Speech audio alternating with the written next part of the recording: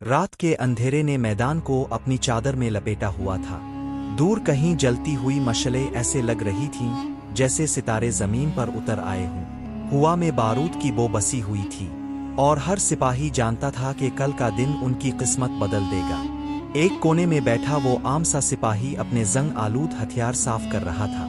چہرے پر نہ غرور تھا نہ خوف، صرف ایک سکون کہ اگر کل وہ زندہ نہ رہا تو بھی اس کی قربانی بیکار نہیں جائے گی۔ اس نے آسمان کی طرف دیکھا اور کہا، اے رب، اگر میری جان کا نذرانہ اس سرزمین کو بچا سکتا ہے تو مجھے کل کے دن کے لیے زندہ رکھنا۔ صبح ہوئی تو سورج بھی جیسے خون کے رنگ میں ڈوبا ہوا تھا۔ میدان جنگ گونج الفاٹے، دھولوں کی ٹاپوں سے زمین لرز رہی تھی، تلواروں کی جھنکار کان پھاڑ رہی تھی اور فضا میں صرف ایک ہی صدا تھی، آ موت۔ لیکن وقت گزرنے کے ساتھ ساتھ لشکر کے حوصلے ٹوٹنے لگے۔ دشمن کی صفیں مضبوط تھیں، ان کے ہتھیار زیادہ اور تازہ تھے۔ ہمارے سپاہی پسپا ہونے لگے، پرچم زمین کو چھونے لگے اور دل کمزور پڑنے لگے۔ ایسے میں وہی عام سا سپاہی آگے بڑھا۔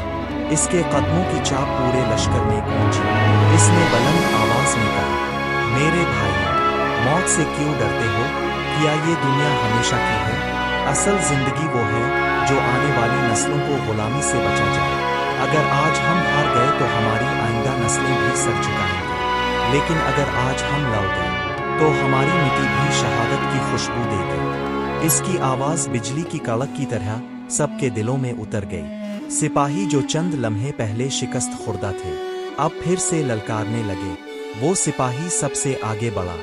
اس کا پرانا سا خود اور زرہ دشمن کی چمکتی ہوئی تلواروں کے سامنے حقیر لگ رہا تھا، لیکن اس کی للکار نے دشمن کی صفوں کو ہلا دیا۔ وہ ایک کے بعد ایک وار کرتا رہا۔ دشمن کے کئی سپاہی زمین پر گر گئے، لیکن دشمن کی تلواریں بھی اسے چیرنے لگے۔ زخموں سے خون بہہ بہہ کر زمین کو سرخ کر رہا تھا۔